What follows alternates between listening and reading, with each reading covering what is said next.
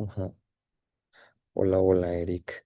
Sí, justo la encontré porque eh, el otro día, pues, me metí a mi cuenta del servidor de Shiny Apps.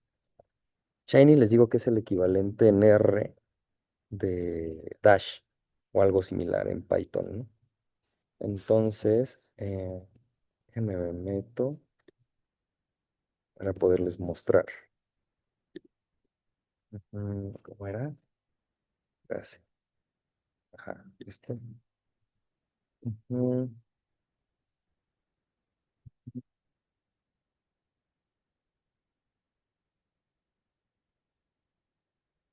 ¿Y por qué lo hice en Shiny? ¿Y por qué lo monté aquí? Porque me dejaban subir una aplicación gratis, solo teniendo la cuenta. Entonces, por eso lo hice aquí. A ver, y se llama, ajá, Multifilo. Exacto. Entonces,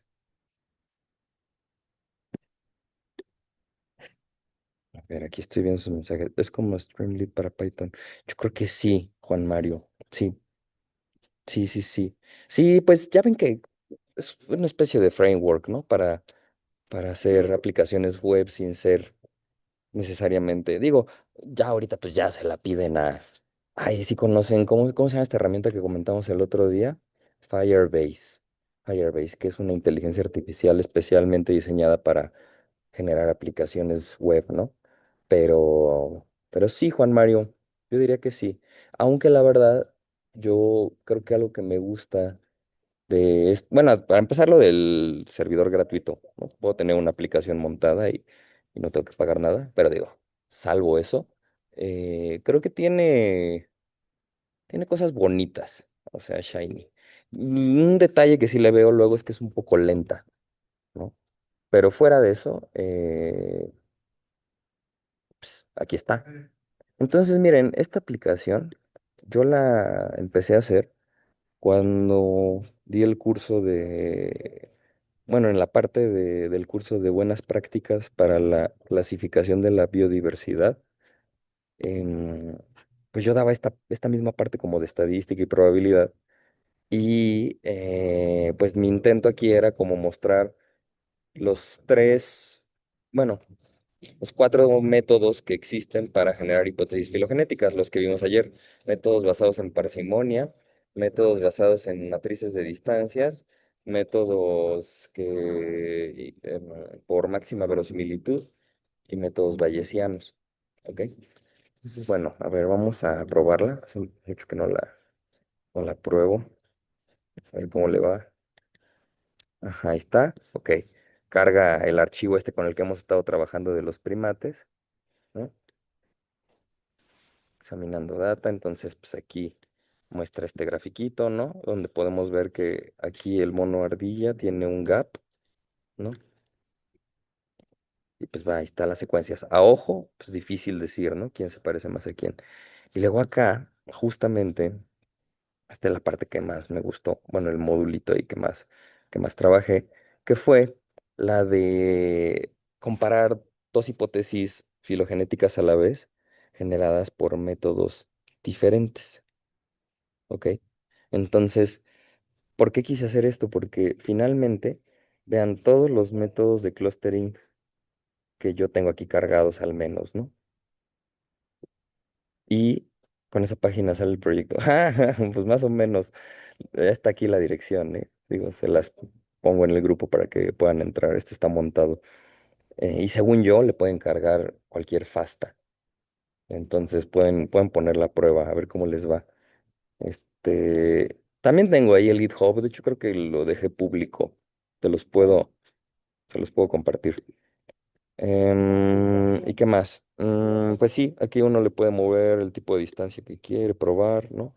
Y la hipótesis filogenética se modifica. Algo que quería comentarles es, por ejemplo, bueno, esta binaria no tiene sentido, era una de las opciones que venía ahí en distancia, ¿no? Pero algo que quería comentarles es, por ejemplo, Hierarchical Clustering. ¿Dónde lo tenemos? Ajá, UPGMH Clust. Yo lo estuve revisando y Y bueno, en sí, Hierarchical Clustering no es lo mismo que UPGMA. UPGMA es muy parecido a Hierarchical Clustering en la formación del árbol, pero tiene la diferencia de que busca generar un árbol hipermétrico. Y eso está interesante porque un árbol hipermétrico justamente es lo que ustedes pueden ver aquí abajo, un árbol en donde todas las hojas, todos los nodos terminales, están a la misma distancia del nodo raíz. Entonces, eso quiere decir que las ramas nos las podemos interpretar como representando tiempo evolutivo, ¿ok? O sea, eso está muy, muy, muy interesante porque a final de cuentas, una cosa es decir cómo están agrupados los organismos, pero otra añadirle el factor de que la longitud de las ramas represente algo más, ¿ok? Del lado derecho pueden ver que el árbol propuesto por el algoritmo de Neighbor Joining pues no tiene igual longitud en las ramas. Entonces, no es en este algoritmo, bueno, en este método, no se está suponiendo la hipermetricidad, bueno, no se está buscando y por ende no se puede deducir tiempo de la longitud de las ramas, no se sabe qué órgano. Por ejemplo, si fuera aquí el caso, pues miren como que el chimpancé está aquí más adelante que el humano y eso no quiere decir nada en sí, ¿ok? Lo importante aquí es el clustering. Y pues bueno, este empalme que ustedes ven aquí, ¿no? Bueno, como poner dos árboles a la vez, es una manera bonita de abordar proyectos en donde uno quiere evaluar, por ejemplo, además de diversas hipótesis filogenéticas para ver en qué difieren, puede evaluar árboles de organismos relacionados ecológicamente, como por ejemplo estos árboles de enfermedad, hospedero, ¿no? Parásito hospedero, en donde uno ve que cuando el hospedero va evolucionando, los parásitos de ese grupo van evolucionando igual, ¿no? Se llama coevolución y pues es algo que se puede ver con este tipo de diagramas. ¿Qué más podemos notar de esto? Pues aquí en esta pantalla, además, digo, ya platicamos de que, pues sí, los métodos basados en distancias, básicamente son rápidos de computar. Por eso yo aquí cambio de criterio y el árbol cambia rápido, ¿no? Son rápidos de computar y pues permiten que elijamos distintos tipos de distancia, ¿no? Digo, ya, ¿no? Y bueno, entonces, algo interesante aquí es que podemos también ver qué tan distantes, qué tan alejados están los árboles, porque esa es también la otra. A final de cuentas, ¿qué es un árbol filogenético? Recuerden que un árbol, pues, ¿qué es? ¿Qué estructura matemática es el árbol? ¿Es un tipo de qué? Un tipo de gráfica, exactamente, exactamente. ¿Y qué tienen los árboles asociados? ¿Qué tiene toda gráfica asociada que la describe en términos, pues también totalmente, ¿no? Algebraicos. Una que lo vieron con Checo. Describe las relaciones entre los nodos. Se llama una matriz, exacto, una matriz de adyacencia. Y esa matriz de adyacencia, exactamente, que nos dice toda la información de la gráfica, pues también, Juan Mario, sí, depende de cómo modeles el árbol. Puedes también representarlo con la notación de Newick o con... Hay varias maneras, ¿no? De representar a un árbol, pero digamos que una que es algebraicamente conveniente es la matriz, ¿no? La matriz de adyacencia, como gráfica, que nos permite decir tal nodo se conecta con tal. Y sí, depende de cómo lo modeles, tienes razón ahí, porque para hacer matriz de adyacencia, es que sí, ahí tienes razón, porque la matriz de adyacencia tiene otras propiedades, como que los pesos dentro de esa matriz pueden luego utilizarse para iterar, ¿no? Sí, sí, sí, sí es cierto. Pero bueno, sí depende de cómo lo modeles. Sí, no, no está tan chida. Tienes toda la razón. Es mejor como una lista, ¿no? Como notación de Newick. si el árbol es muy grande. Exacto. Sí, tienes toda la razón. Gracias por comentarlo. Bueno, matemáticamente, tiene una matriz de adyacencia.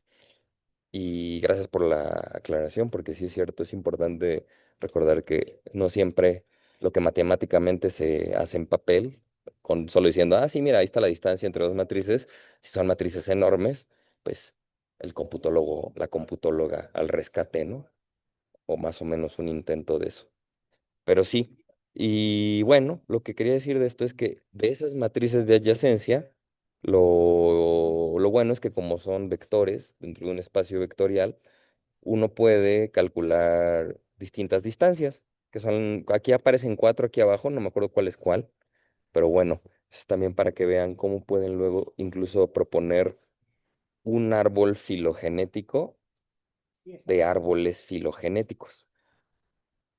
¿Sí me explico? O sea, como que de todas estas hipótesis, uno podría a la vez hacer la filogenia, porque pues tenemos un montón de árboles, tenemos las comparaciones par a par, y tenemos pues, una matriz de distancias, ¿no? Entonces, podemos aplicarles en reversa el algoritmo y generar árboles de árboles y seguir así.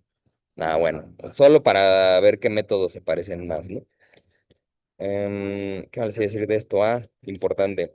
Información que aparece aquí abajo, estas dos etiquetas, el score de parsimonia, ¿no?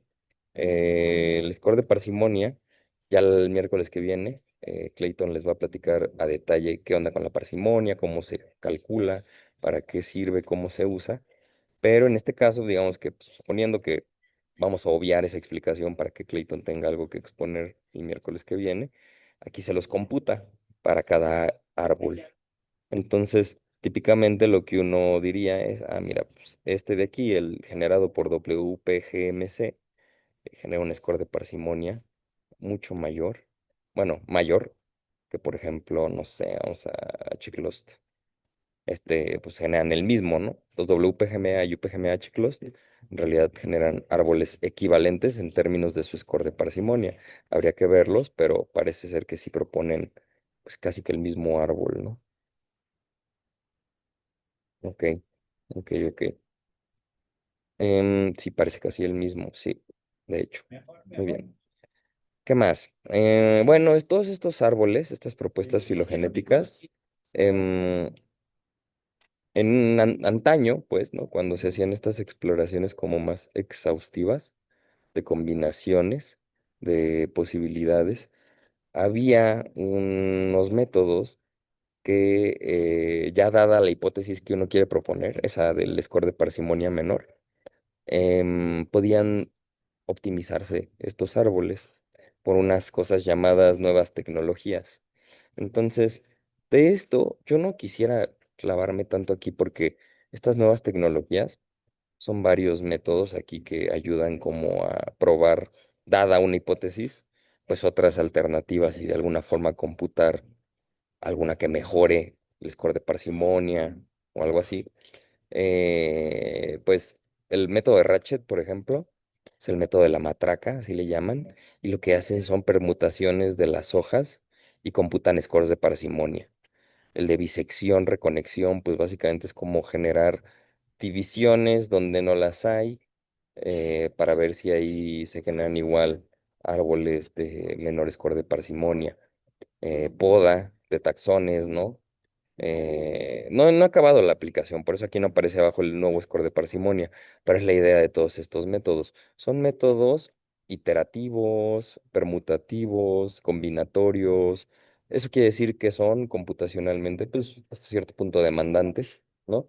Y es por eso que la principal manera, aunque aquí estas funciones de optimización ya venían precargadas en la librería de R que está por detrás de esto que ustedes ven aquí, existe un software que se llama TNT, como de un tal Golubov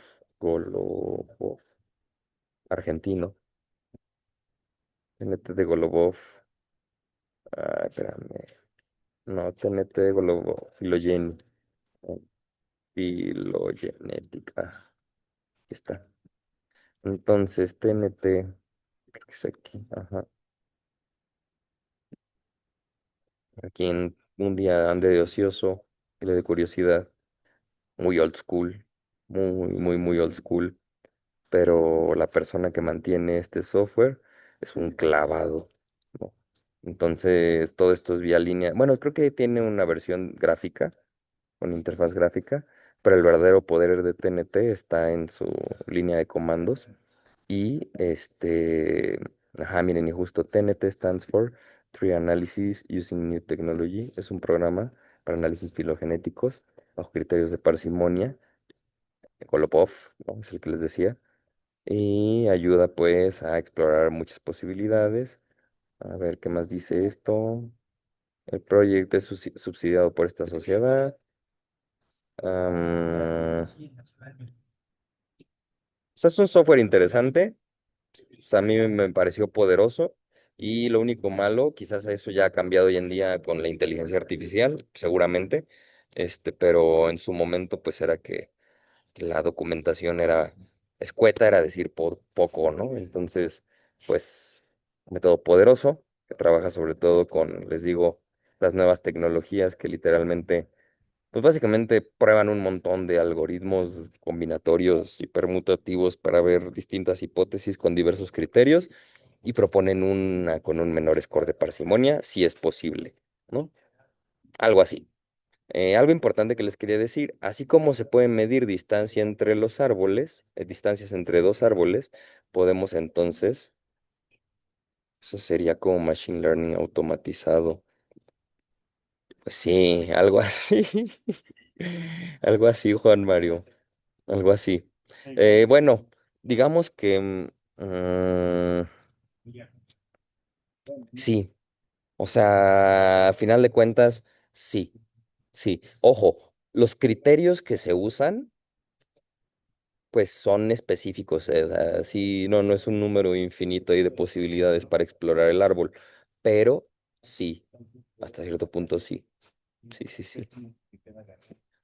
Interesante. Les digo, la semana que viene Clayton se va a extender mucho más en este tema de la parsimonia.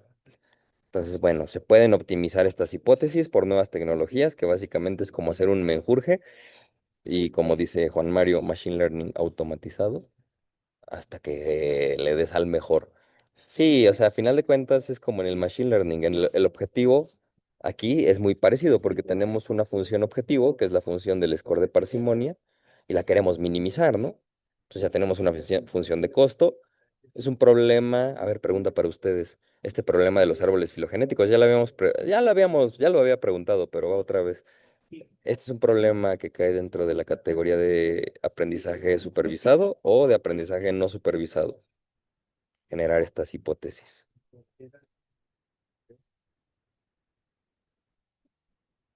No supervisado es correcto, porque son problemas de clustering, ¿no? O sea, recuerden que yo cuando daba esta clase en el contexto que les digo, sí como que me quería transmitirle a la gente que este problema que es muy abundante en biología, bueno, de hecho es abundante en muchas disciplinas, generar árboles, generar clústeres. Y a final de cuentas, en biología, si lo viéramos así, podríamos incorporar todos los métodos de clustering que ya hay en Machine Learning. No dudo que ya que estoy diciendo, esto ya se esté haciendo, ¿no? Yo mismo lo he propuesto en ciertos contextos, pero nos serviría dejar de ver nuestro problema de generar árboles filogenéticos como el caso particular. Si lo viéramos con el problema de cómo generar clústeres jerárquicos, con diversos algoritmos de clustering, pues quizás se verían cosas interesantes, ¿no? Y bueno, también ese fue un poco lo que guió esta motivación de dedicar un tiempo a generar esto, ¿no? Esta especie de herramienta.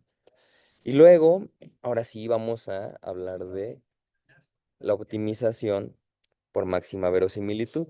Me lo empieza a correr. Primero para ver si corre. Segundo porque toma un rato. Entonces, ayer platicábamos de que encontrar árboles por máxima verosimilitud. Bueno, no hablamos de eso, de hecho solo hablamos de la función de verosimilitud. Pero quizás pasar de eso a cómo se propone un árbol, todavía no está claro. Y lo que quisiera decirles es lo siguiente. Cuando uno tiene dos secuencias, ¿no? De igual longitud, alineadas, dos vectores, dos palabras de igual longitud, y quiere ver qué tan parecidas son, los métodos basados en distancias suponen que la disimilitud de esas secuencias, pues, ocurre, está bien, pero no estamos considerando que quizás son diferentes porque una venía de la otra. ¿Qué quiere decir esto? Que cuando tenemos un ancestro común a dos especies, a dos nodos, esto ya acabó, ahorita hablo de esto, tenemos un ancestro común.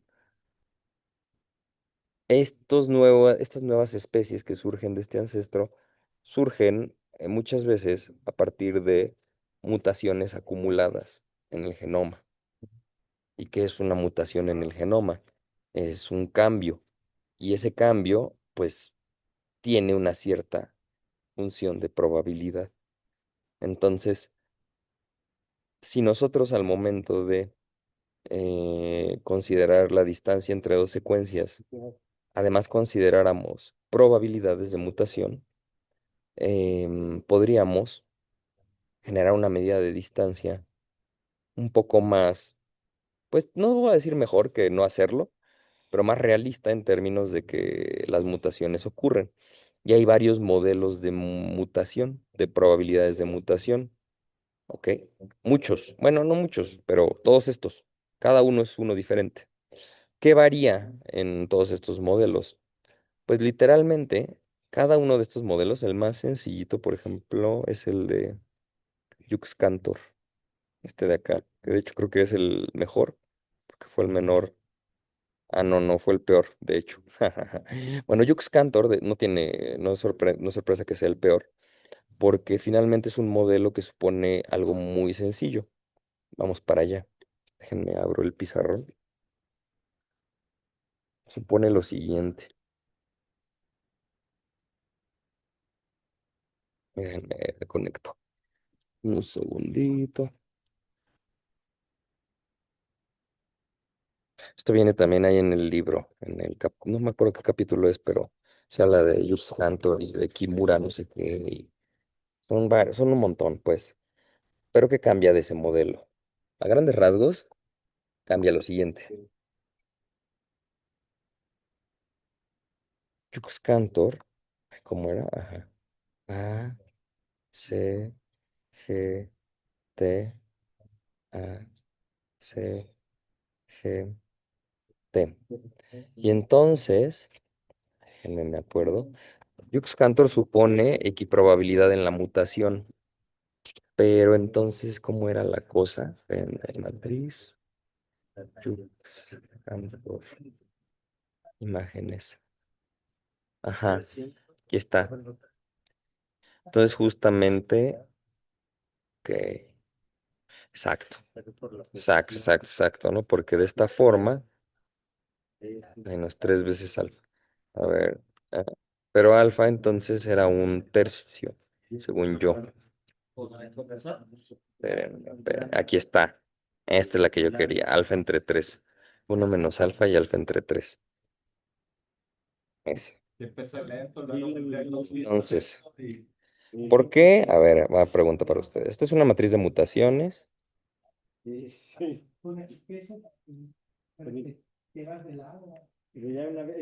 ¿Y qué parámetro es el que se optimiza en este algoritmo de máxima verosimilitud? El alfa. ¿Ok? ¿Por qué la diagonal? Estas son probabilidades, ¿eh? Todas. Es una matriz estocástica.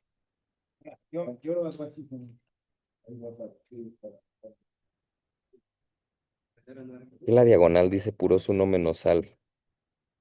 Y digamos que esto se puede leer como mutar de A, mutar de A a C, mutar de A a G, o en el sentido que ustedes quieran, filas, columnas, columnas, filas. Ahorita eso es irrelevante. Pero ¿por qué la diagonal es uno menos alfa? ¿Alguien se le ocurre?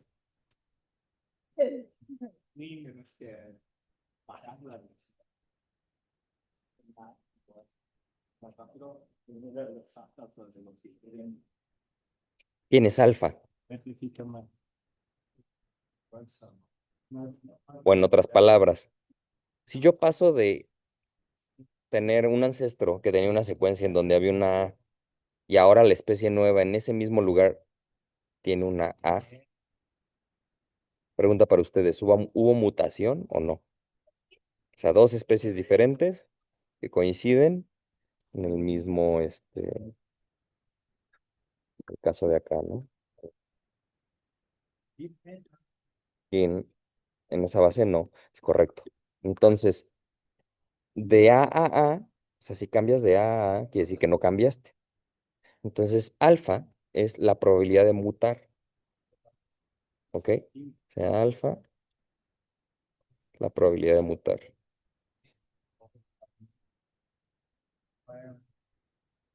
Entonces, ahora imagínense que, bueno, ¿y por qué las otras son alfa entre 3? Porque si cambio de A a C o de A a G o de A a T, yo afirmo que esos tres eventos son eventos mutuamente excluyentes. Si muté de A a C, pues ya no puedo mutar de A a G ni de A a T, ¿ok?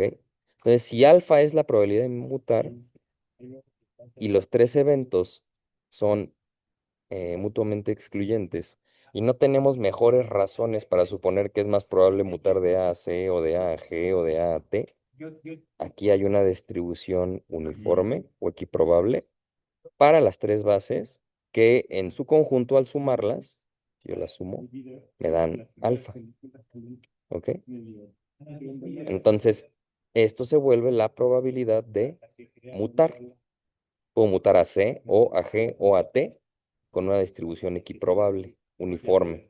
Ingenua, desconocimiento total. Buen, mal modelo. Acá claramente sale que es el peor, pero pues fue el primero que se propuso, ¿no? ¿Sí se entiende más o menos todo esto de Jux Cantor? Ok.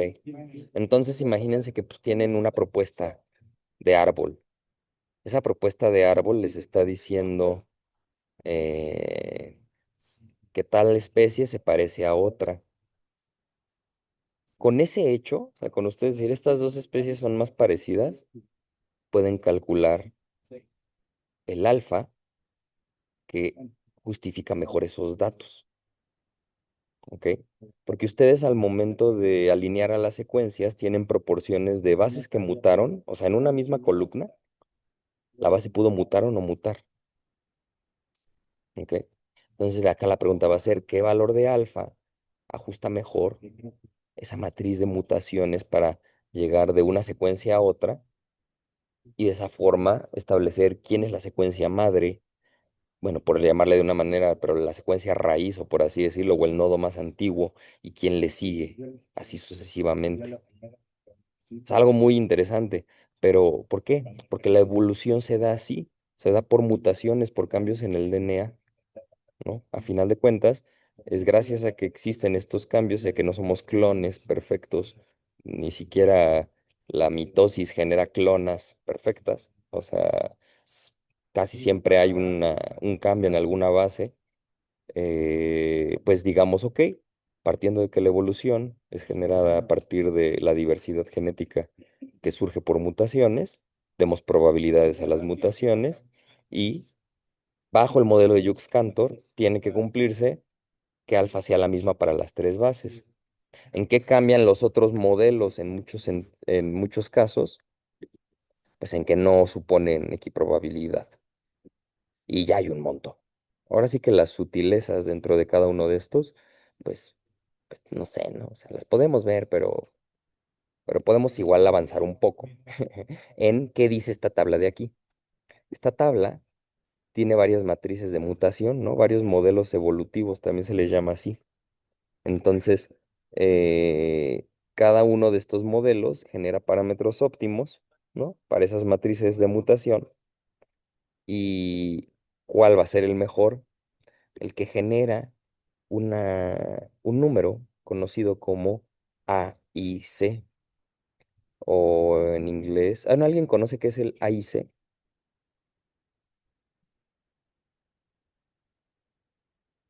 De algún de machine learning o de alguna clase de estadística, regresiones. Criterio de información de Akaike, así se llama, criterio de información de Akaike. Hace un par de años yo, no, pues no, suena como el rock AUC. Sí, bueno, fíjense que la IC es más bien una medida de qué tan, es parecida a la R cuadrada, es una medida de la bondad del ajuste de un modelo, ¿ok? Pero penaliza la sobreparametrización del modelo. Entonces, ahorita vamos a ver su fórmula, pero lo que quiero que sepan es que la onda para elegir el mejor modelo con base en el AIC es que el AIC que sea menor es el mejor. Ahorita que veamos la fórmula vamos a entender por qué, ¿ok? Este, ¿qué les iba a decir?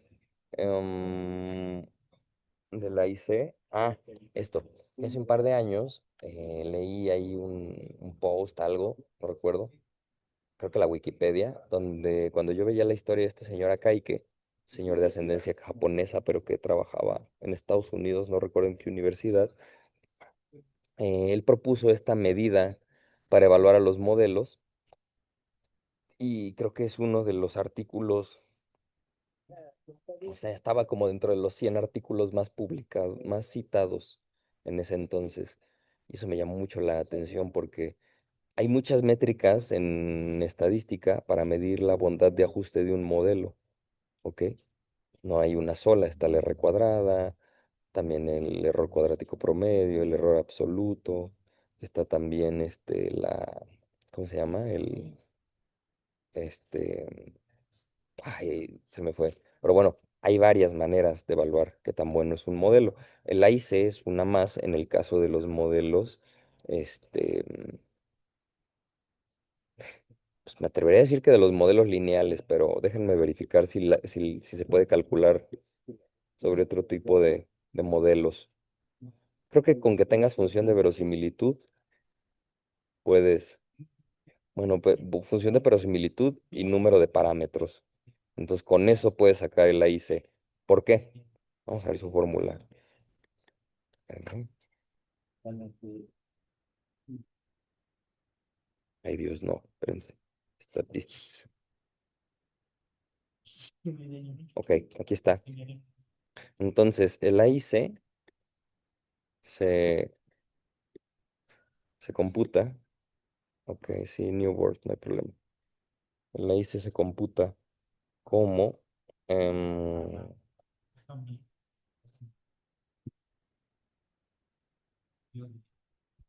menos dos veces el logaritmo, ya saben, ¿no? De la verosimilitud, ajá, más 2K. Ok, K es el número de parámetros del modelo. Si le puse más 2K, exacto. Número de parámetros del modelo. ¿Qué quiere decir esto? Que modelos sobreparametrizados son penalizados con una IC mayor en 2 unidades por cada parámetro. En una regresión lineal, pues, los parámetros son básicamente los coeficientes, las betas, ¿no? Asociadas a las variables predictoras.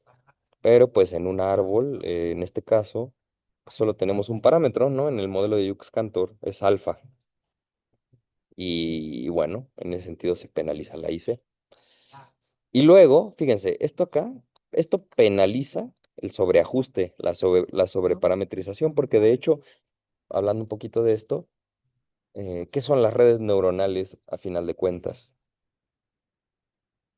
Son algoritmos, sí, pero su objetivo hasta cierto punto es, hay quien dice aproximar una función, son aproximadoras de funciones.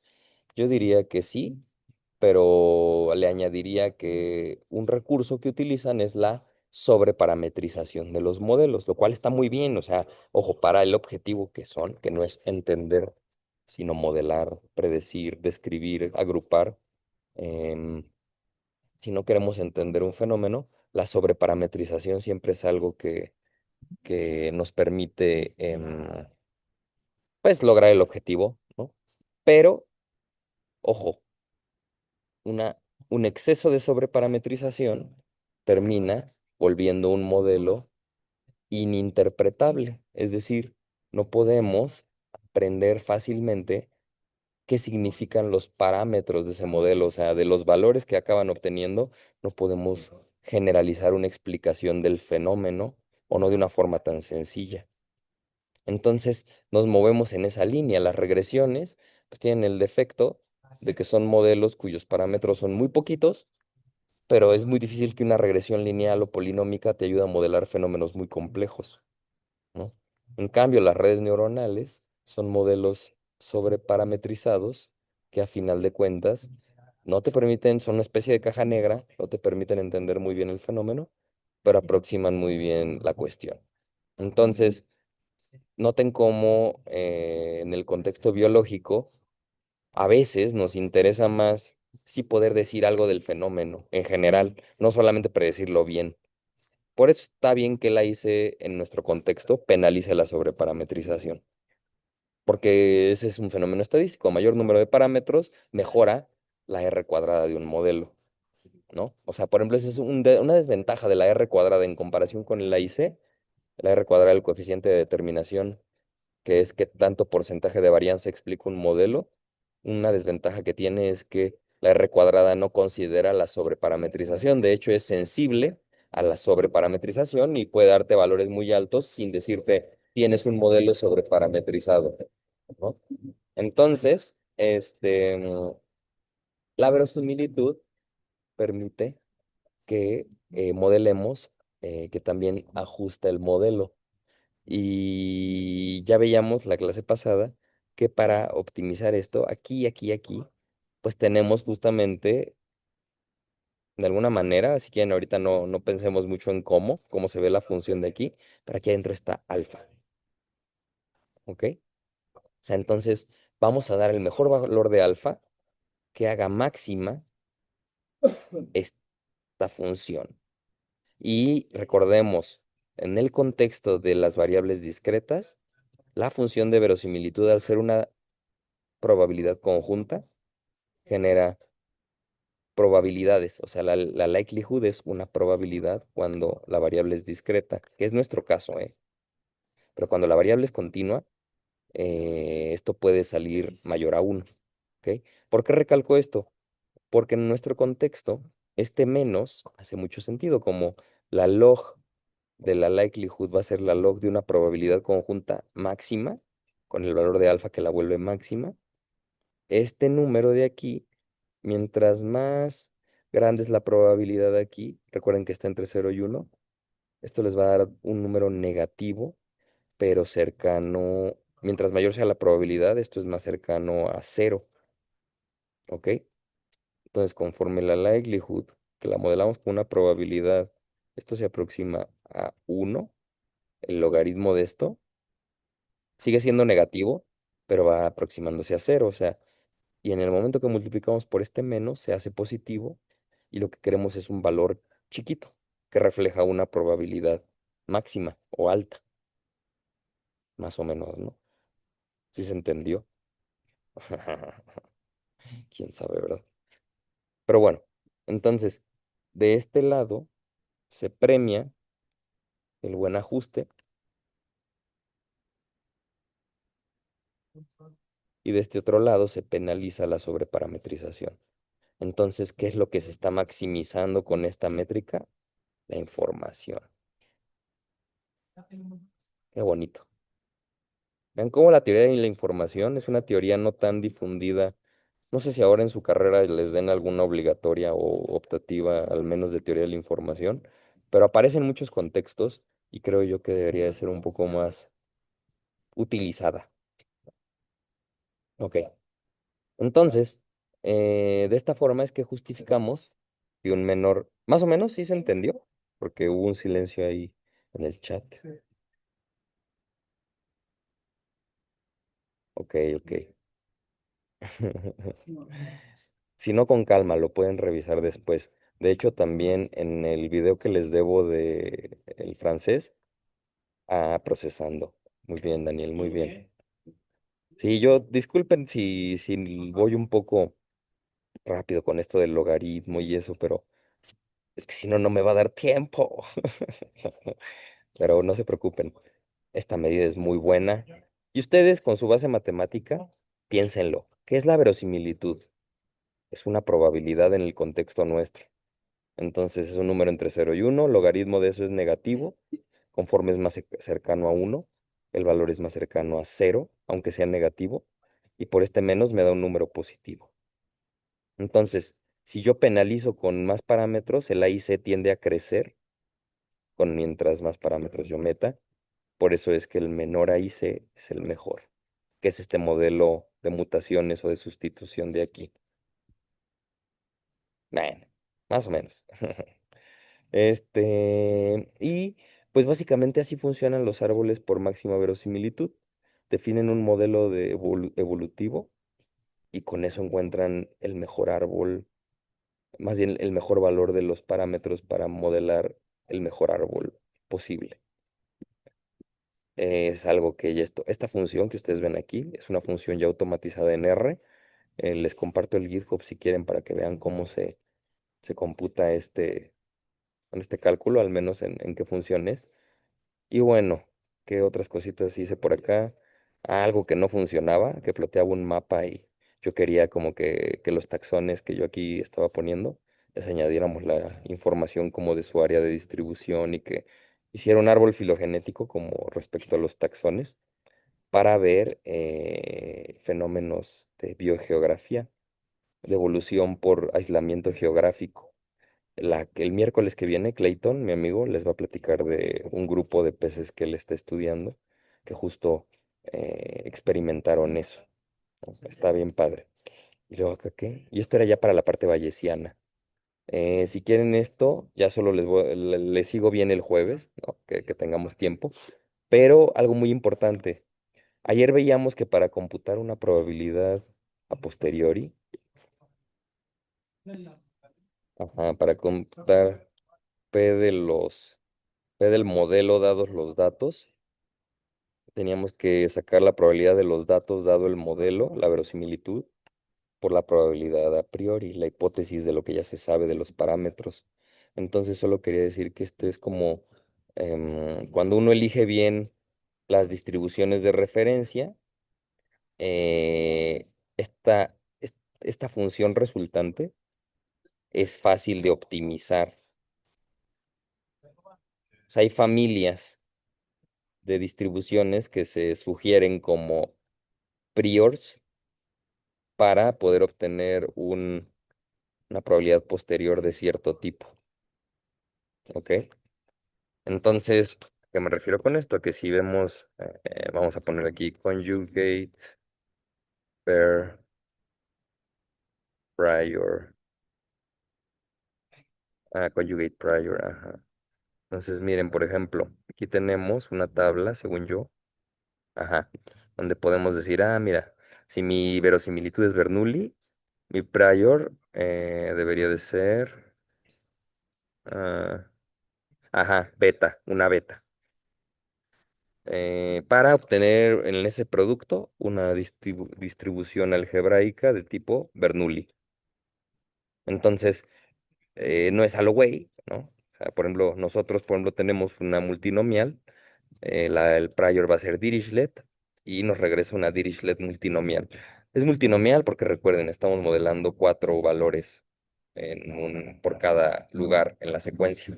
Entonces, en optimización bayesiana, se sugiere que se sigan estas reglas para que las formas algebraicas que toman las funciones resultantes de este producto sean pues fácilmente optimizables y del tipo de como queremos la distribución posterior. O sea, que tenga algo de sentido con modelar un árbol filogenético a partir de secuencias.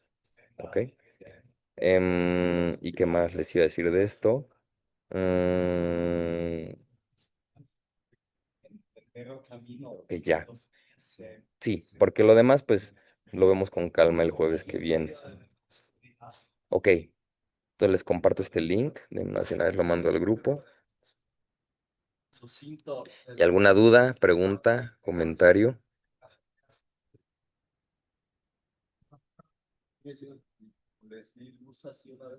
Ok, ok. Yo sé que esto fue muy platicado. Créanme que si tuviéramos más tiempo, podríamos ahondar en las tripas de todo.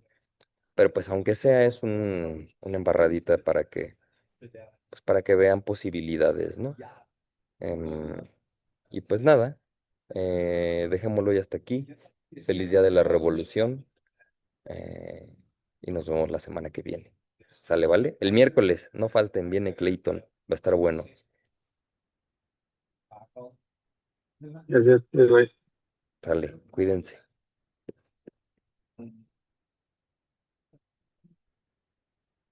Feliz revolución.